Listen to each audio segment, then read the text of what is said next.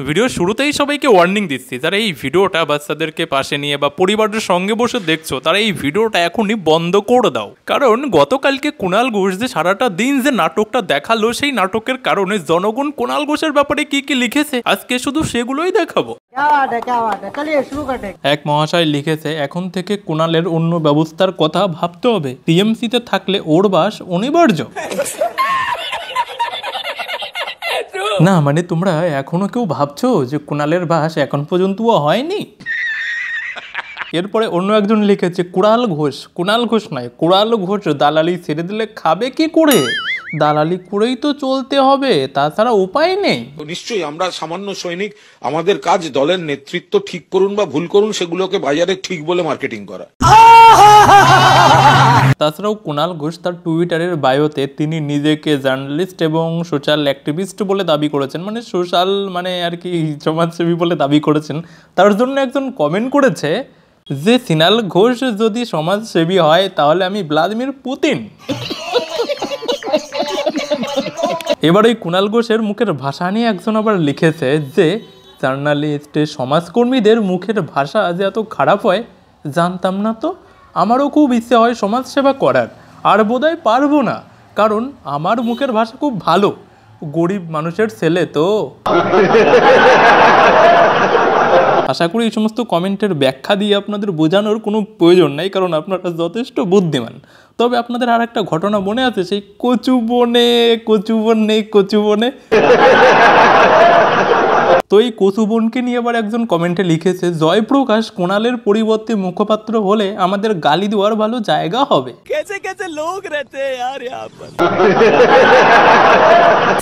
দেখো গতকালকে প্রায় একটা কথা রটে গেছিল না, যে এই কুণাল ঘোষ নাকি বিজেপিতে গেলেও যেতে পারে, সেই জন্য দাম বাড়াচ্ছে, মানে বিজেপিতে যাবে, সেরকম একটা ব্যাপার স্যাপার, হয়তো বিজেপিতে যেতেও পারে, এরকম একটা কথা রটানো হচ্ছিল না। তো সেই জন্য একজন কমেন্টে লিখেছে, এই কুণাল ঘোষকে যদি বিজেপি দলে স্থান দেয় তাহলে আমি তৃণমূলকে ভোট দেব। इस सज्जन को क्या तकलीफ है भाई? कोई तकलीफ नहीं है मोदी जी, कोई तकलीफ नहीं है। অ্যাকচুয়ালি দেখুন মোদিজি, এটা হচ্ছে মানুষের ভিতরকার রাগ। যদি এই সমস্ত লোকজন যদি সত্যিকারেই বিজেপিতে গিয়ে যদি জায়গা পায় আর যদি বিজেপিতে কোনো রকমভাবে নেওয়াও হয় মোদিজি, তাহলে শুনে রেখে দিন, এইরকম হাজার হাজার না লাখ লাখ ছেলেপেলে আছে যারা উল্টো রিয়াকশন করবে, যারা আপনাদেরকে প্রচুর ভালোবাসে, তারা আপনাদেরকে এরকমভাবে থুতু করবে। তার মধ্যে হয়তো আমিও একজন হতে পারি। झूठ बोलो, बार बार झूठ बोलो। नहीं मोदी जी नहीं, हम लोग झूठ नहीं बोल रहा हूँ, हम लोग दिल की बात बता रहा हूँ। আমরা আমাদের মনের কথাগুলো বলছি, বাংলার মানুষ বাংলার মনের কথাগুলো বলছে। যদি সত্যিকারেই যারা এতদিন বাংলার মানুষের সঙ্গে এইরকমভাবে অন্যায় অত্যাচার করে এসছে, সেই সমস্ত লোকগুলোই যদি সেই বিজেপিতে যাওয়ার সুযোগ পায়, তাহলে বাংলার মানুষের আপনাদের কোনো প্রয়োজন সত্যি কি আছে?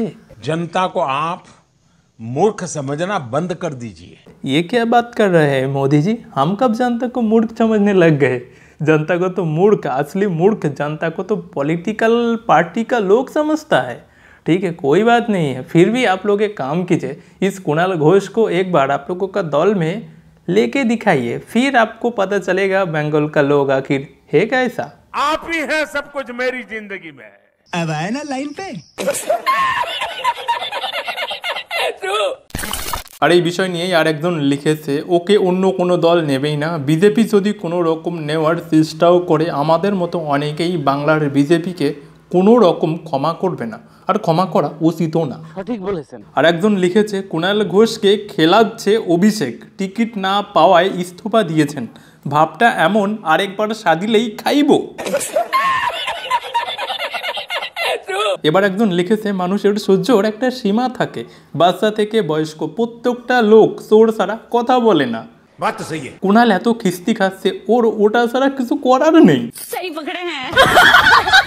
এবার একজন একটা খুব ভ্যালিড কমেন্ট করেছে, সে লিখেছে, আপনারা এখনো এই লোকটাকে চিনতে পারলেন না?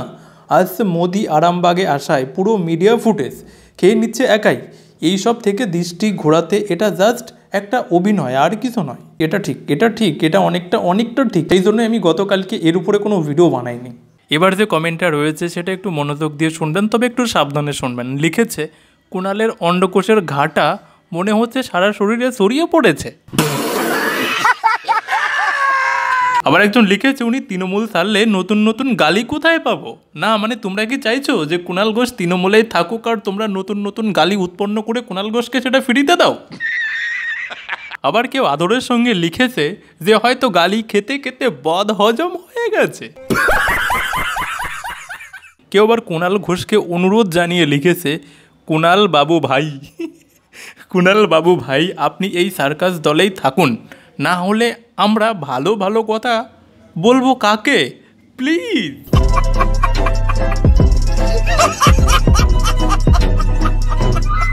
এবার একজন কুণাল ঘোষ সম্পর্কে লিখেছে, দল বদল করলে কোনো দল ওকে সঙ্গে নেবে না, ও যেখানে যাবে ইনফেকশন করে সারবে, কোনো অ্যান্টিবায়োটিক কাজ করবে না।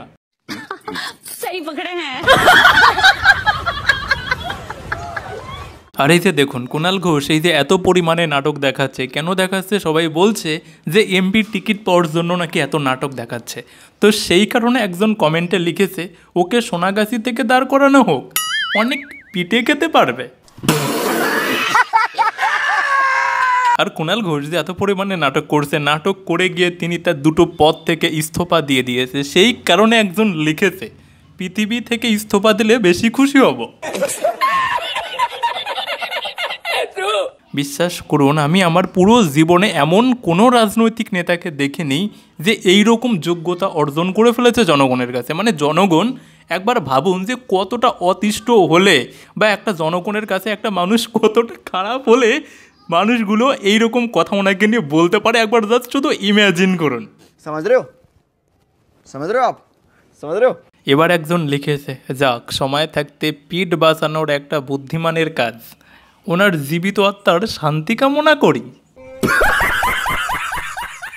আচ্ছা আপনাদের কাছে একটা ছোট্ট বিষয় জানতে চাইছি, আপনারা একটু কমেন্ট বক্সে জানাবেন যে কুণাল ঘোষের প্রতি মানুষের এতটা কিসের, মানে কুণাল ঘোষ এমন কি অন্যায় করেছে, কি অন্যায়? আপনারা যদি একটু কমেন্ট বক্সে লিখে দেন না, তাহলে আপনাদের থ্রুতে অনেক লোকে জানতে পারবে যারা কমেন্ট চেক করতে আসে তারা। এবার আর একজন লিখেছে, মনে হচ্ছে আবার পিজন ভ্যানে চড়তে হবে, কুণালকে আবার ঠোঁট টিপে কাটতে হবে।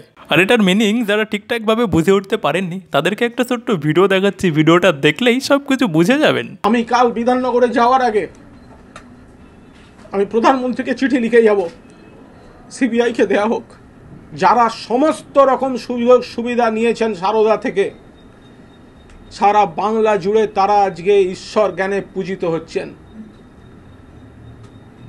5000 দিন বলা হয়েছে আমাকে, কালকের পর থেকে আমি অ্যান্টিসিপেটরি বেল মুভ করিনি, কোনোদিন করব না। মমতাদি পুলিশ পাঠিয়ে আমায় ধরে নিয়ে যাক।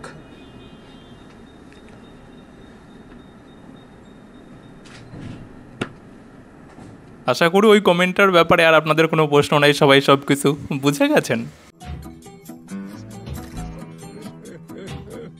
এবার একজন লিখেছে, কুণালকে দেখে গিরগিটিও হার মেনে লজ্জা পাবে, চালিয়ে যাও, বাংলার সব গিরগিটি তোমার পাশেই আছে। এবার একজন লিখেছে, আমার যা মনে হয় কুণালের অকথা কুকথা নিজের পরিবার আর নিতে পারছে না, যার জন্য কুণালের এই অবস্থান।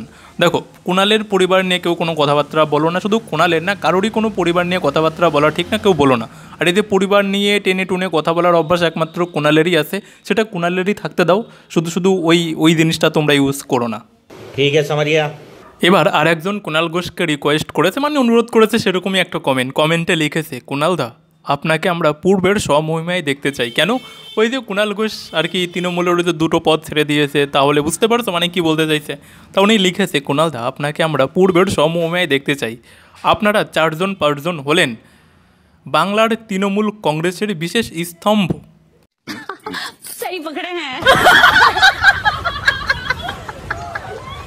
এবার আপনাদের মতো একজন পাবলিক কুণাল ঘোষের নামের একটা নতুন অর্থ খুঁজে বের করেছে এবং সেটা কমেন্টে লিখেছে। কুণাল ঘোষের নামটা কি? কুণাল ঘোষ। তো এই জন্য উনি লিখেছে নামের প্রথম অক্ষর কু, এই জন্য ওনার এই অবস্থা। আরে দেবা, ইয়ে গড়বড়ে বাবা। যেখানেই তোমরা কুণাল ঘোষের ভিডিও দেখিবে সেখানে শুধু এই রকমের গালাগালির কমেন্টই পাইবে। তো আজকের মতো ভিডিওটা এখানেই শেষ করছি, সবাই ভালো থাকবেন। আর গত ভিডিওটা শাহজাহান শেখ এবং এবিপি আনন্দের আর একটা ছোট্ট ঘটনা নিয়ে বানানো হয়েছে, তো যারা দেখেনি তারা অবশ্যই দেখে নেবেন। তো সবাই ভালো থাকবেন, বাই।